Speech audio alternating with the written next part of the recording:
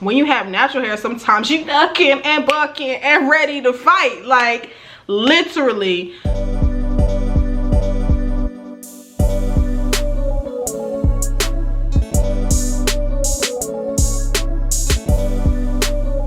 Hey y'all, it's me Deja B, and I'm back at it again with another video.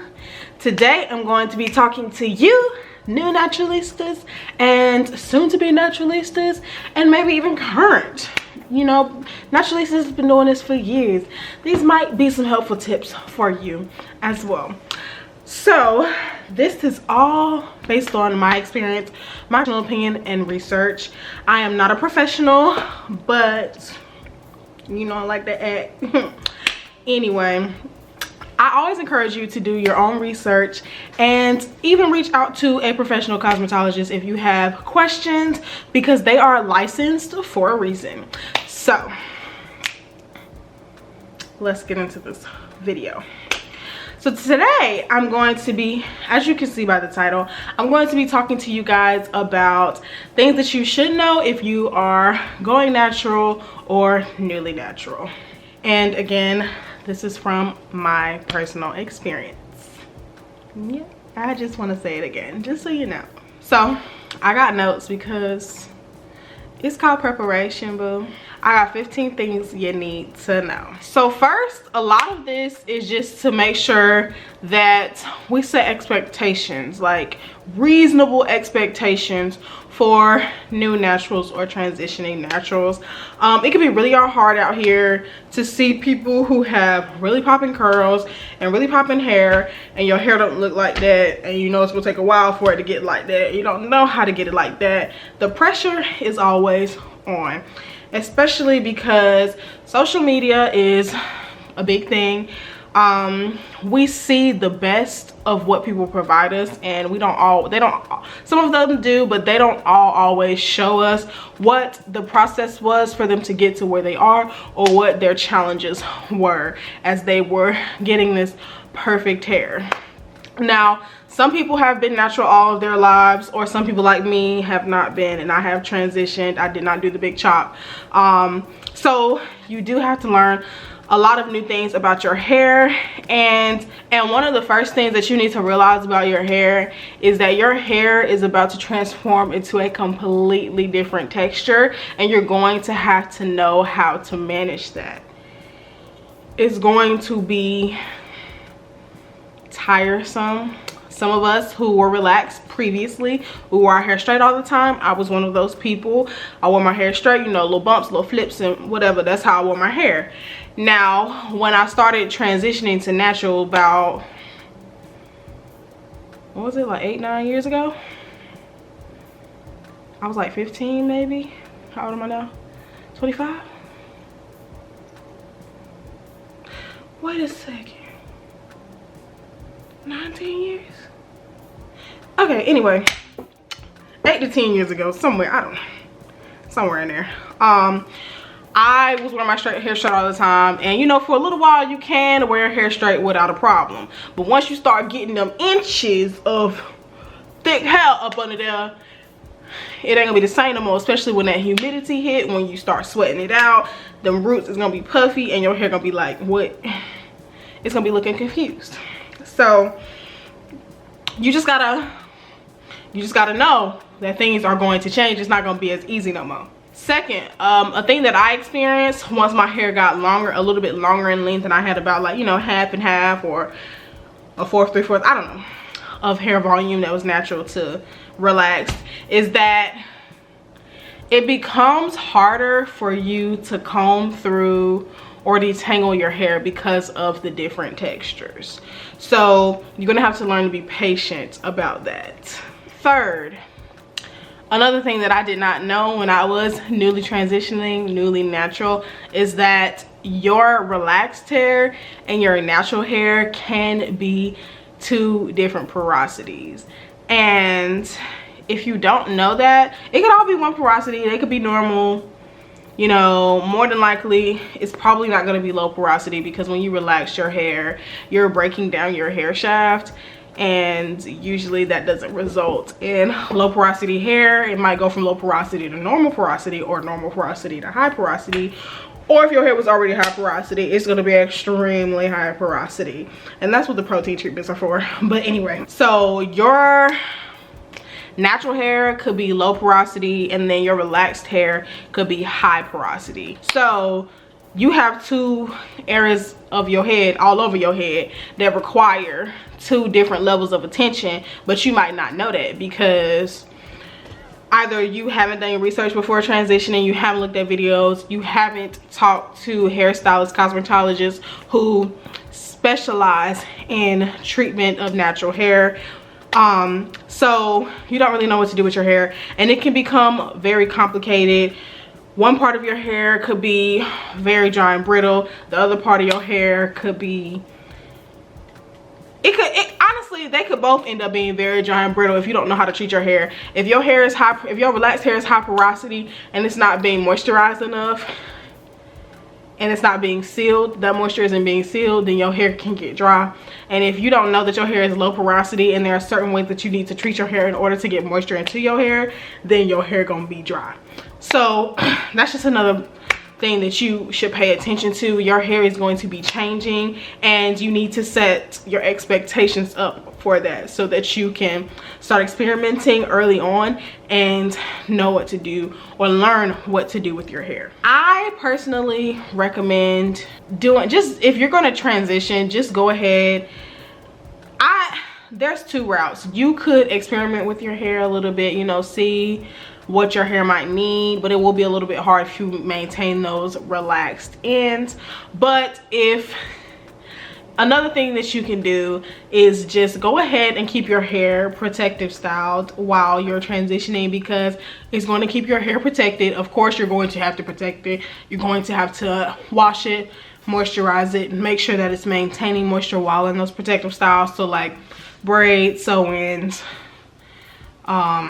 twists, Marley twist, things like that. It'll just make the transition a lot easier. But of course, once you're completely natural, it's going to be completely different trying to take care of your hair. So that's why I say, like, you can do either or, but you got to figure out what works best for you. I would recommend trying to experiment a little more, but if you don't want to do that, if you're not ready to do that, just go ahead and put your hair up. If you ain't gonna take care of it, put it away. Or fifth, you can try, once your natural hair starts to come in more and you still have those relaxed ends, you can try other protective, like natural protective styles, like twist outs, braid outs, perm rod sets, bantu knot outs. Of course, you're going to be using some sort of roller sets or rod sets in order to curl those relaxed ends if you're doing the braid out or the twist out. So you're going to have to make sure that your ends are curling along with your natural hair, and then the rod sets go ahead and curl all your hair, and the bantu knots already curl all your hair. So you don't really have to worry about differentiating textures that way. And I think that's why a lot of people do the flexi rod sets. But braiding curls and twisting curls, you can also do those. I personally did the bantu knot outs until my edges started receding because I was doing them too tight, and I said, okay, okay. I said, shawty low, you need to slow down, okay? Slow down for you not have no edges. So don't make the same mistake I did. I already got a big enough forehead. It don't need to be bigger. So just be careful with the bantu knots, okay? Okay. Or any other tight protective style, because you can get traction alopecia. Okay. Numero 6.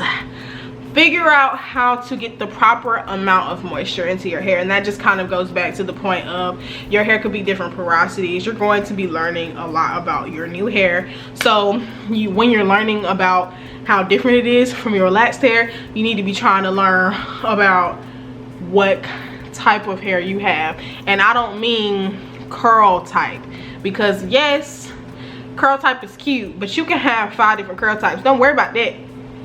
Worry about the type of hair you have, the type of porosity you have, because that's gonna make a break for you in the long run. Not the fact that you got 4A hair versus 3C hair. It don't matter unless you need to learn how to properly detangle your hair. Then it might matter. Whew. Number seven, another thing you're gonna need to know is ain't no more rolling around in your hair at night no more. Ain't no more just putting it in a little ponytail, or you can wrap it if you still trying to wear it straight. But if you ain't, no more rolling around on your hair at night. You got to come to that. You got to realize you got to start taking care of your hair. You got to get your satin pillowcases, your satin bonnets, your satin slaps, or a satin line cap, or your satin scarves. You got to cover your head. You got to tie that head up at night. If you ain't already doing it, you got to start doing it, because matted hair don't love nobody, and you ain't gonna love it either. Another thing you need to know, it ain't gonna be cheap. I hope people know by now that we don't go natural no more because we think that it's cheap, because this show as hell is not. Being relaxed is cheap. Going natural ain't gonna save you no coins, honey, because when you're actually going natural, you're going to go through that phase of trying to figure out what products properly moisturize your hair, what products your hair likes, because it's not only just about moisture. Some products, most products can have moisturizing properties, but if it have glycerin in it and your hair glycerin, what is it, intolerant or something, your hair is just gonna come out dry all the time if you're using products with glycerin in it and your hair don't like glycerin. But you gotta figure it out. Like, it's really about trial and error, and I don't have glycerin intolerant hair, but some people do, and it takes them a while to realize it. So just be patient. Just be patient. But back to that point, having good hair or well maintained and moisturized hair is not going to be cheap, because you're going to be experimenting. So get that out of your head. If that's in your head that it's going to be cheap, throw it in the trash. Throw that idea in the trash, or don't go natural, because you got to have the money to take care of your hair. You got to have some funds, okay?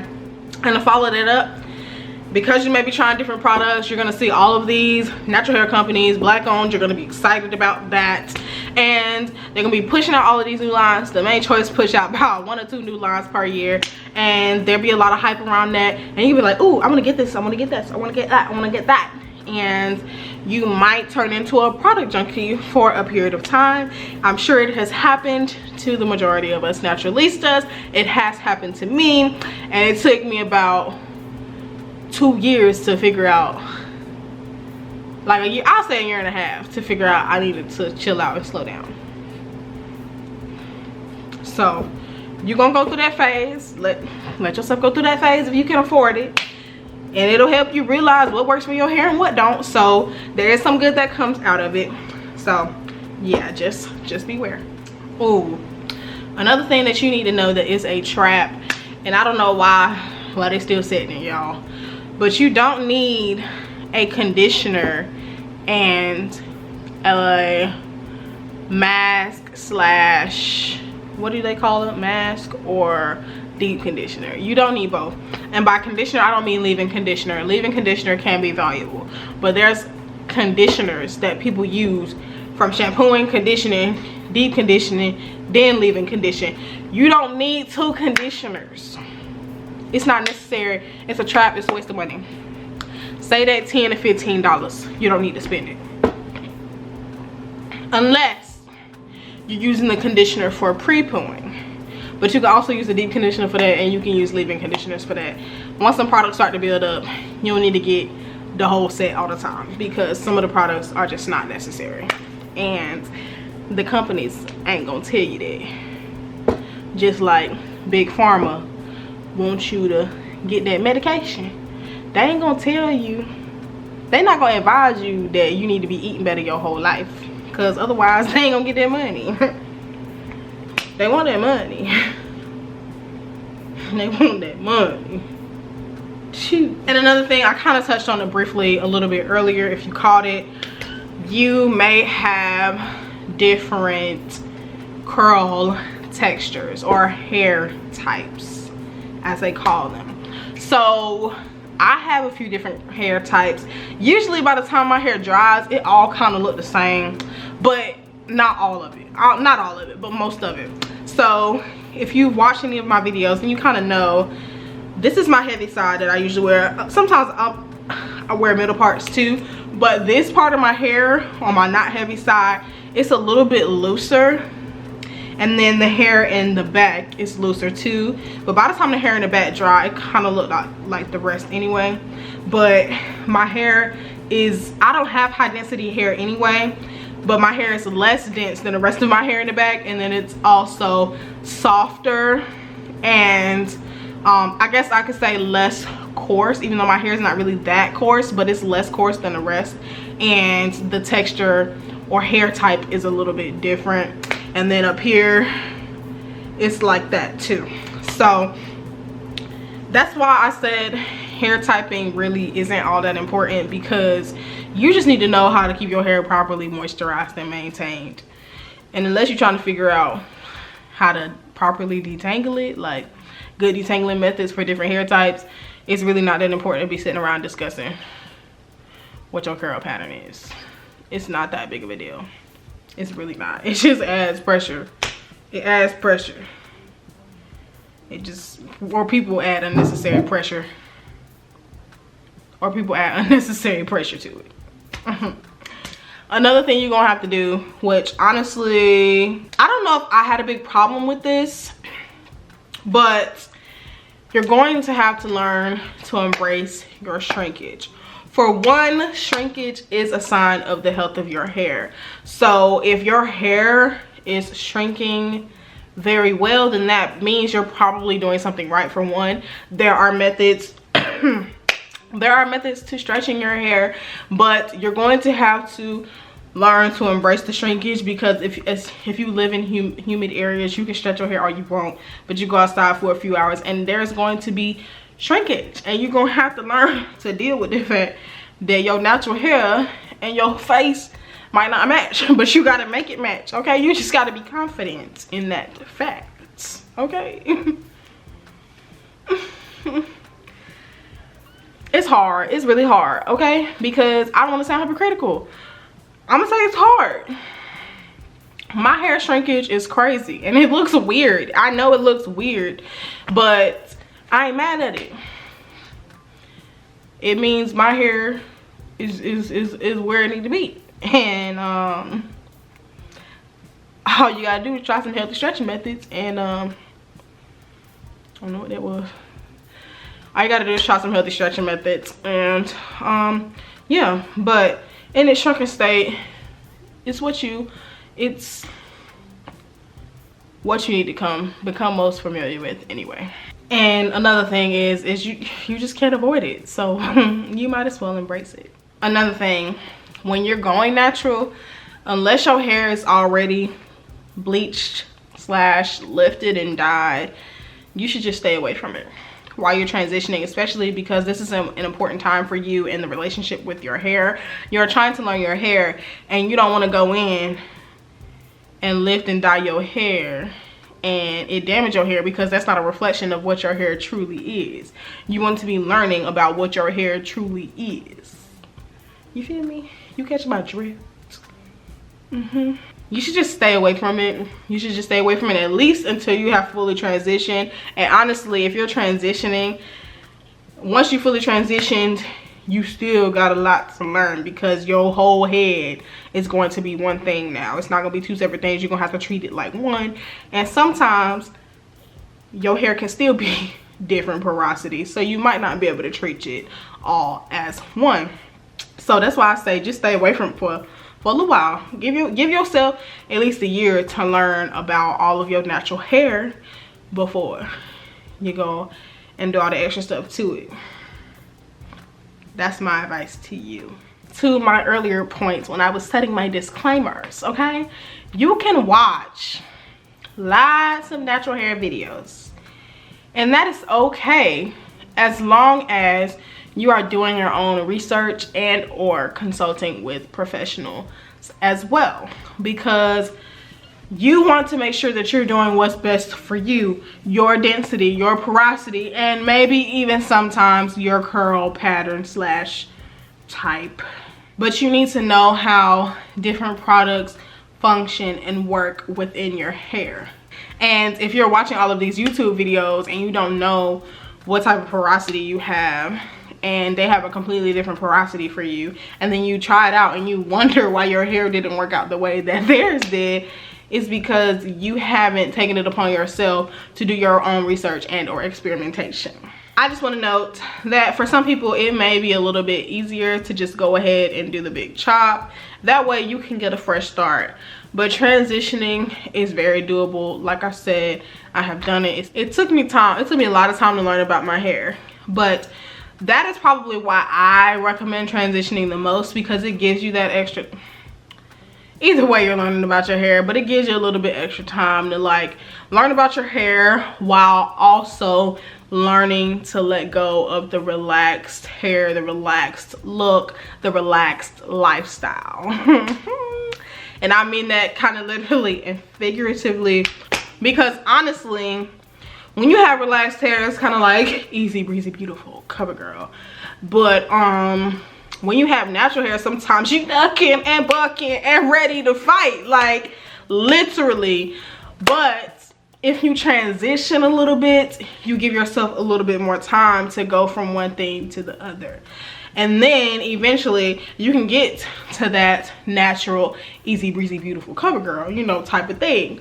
But until then, you just got to figure out what's best for you. Like, kudos to the people who just big chop and just go ahead with it, because you got to have a whole different mentality, like, to just go there, like you really do. And I definitely commend those people who do that. But yes, so that is all 15 things from me that you need to know if you are thinking about transitioning or have already started transitioning. I hope that these tips were very, very, very helpful for you. And I hope that if you made it all the way through this video, you have gone ahead and clicked that subscribe button. Go ahead and click that like button, because it will let me know that I'm doing what y'all want me to do. And go ahead to tell a friend and tell a friend and tell a friend and tell some family. And go ahead and go look at my other videos if you have not already. And I will see you guys in my next one. Peace.